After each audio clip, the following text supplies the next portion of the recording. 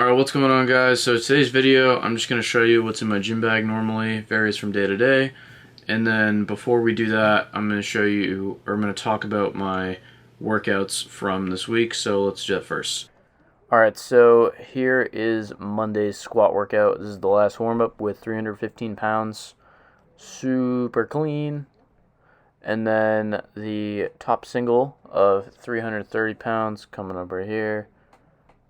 Yep. So I had a lot more left in the tank here, and the reason why that is because I want to start building momentum. So if I know I can do more that day, I'm just going to leave it because next week I'm going to be able to do more. And then I can just keep stacking on week after week, therefore building momentum and also confidence going into my meet. Here is top set of 5 with 295 pounds. Pretty clean. I've been looking at my lifts speed based on how they are at the sticking point. My sticking point in squat is around the middle, and it's very fast out of that sticking point. So I know that this is the appropriate weight I should have used for this set. Warming up for bench here, this is 165 pounds, or 155 pounds, and then 175 pounds. I need to get better at pausing on these warm-up sets, but here's 185 pounds. That was a solid pause. I also gotta hold it a little bit longer before I start to mimic a meet. Here's the single with 195 pounds. So the last prep I did, the first time I did 195 pounds, was like week 9. We're in week 7, and I just hit it.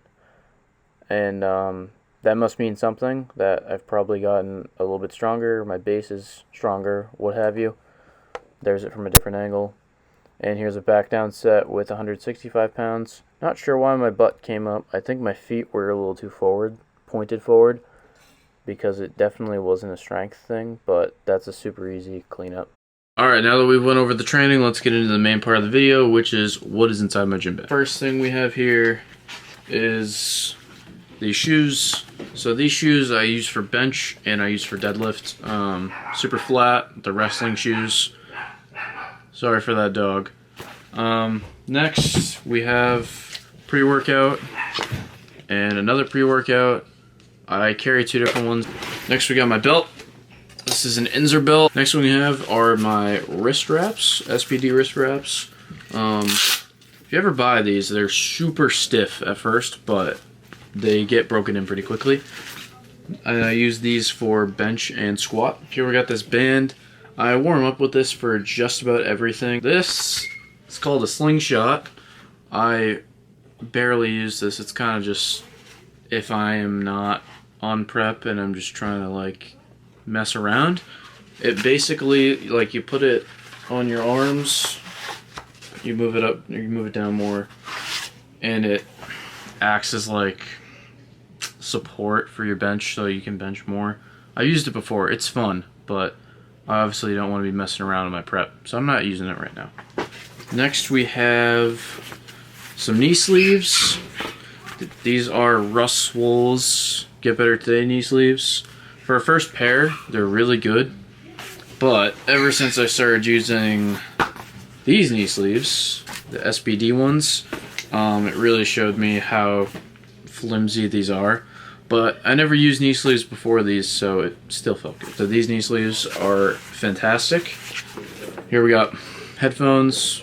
I need new ones, I know. We have my key to get into the gym, and a screwdriver to adjust my belt. We're getting to the final stretch here, so the last couple things in here are these wrist straps.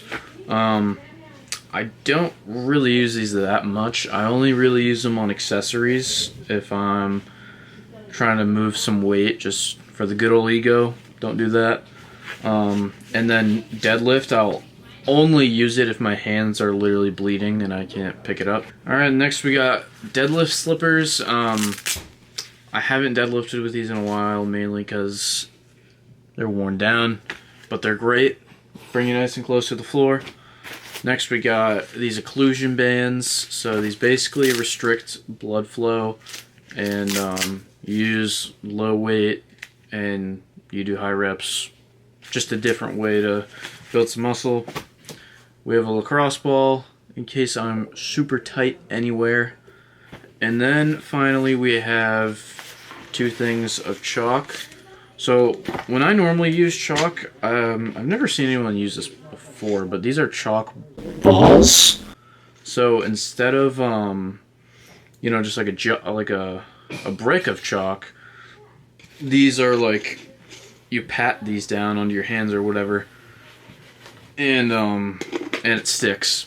And I like these more than like a brick because it doesn't get all over my bag.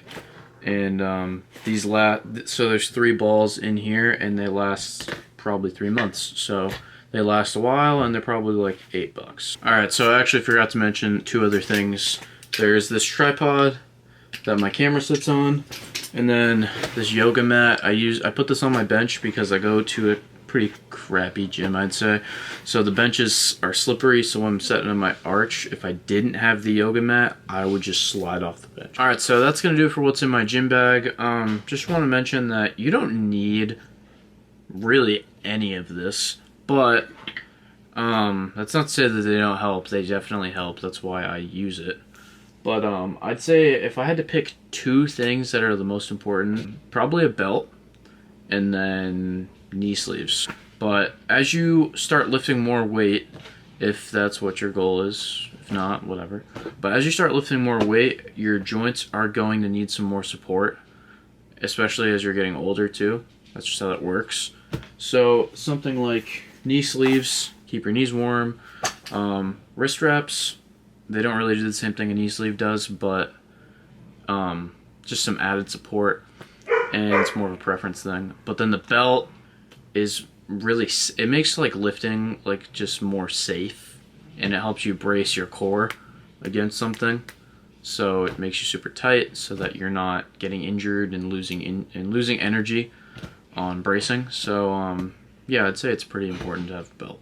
Alright, that's going to do it for this video, guys. I know it was quick, but I just wanted to show you what was in my gym bag. But I just wanted to tell you what I personally have and why I have it. So, catch you guys later.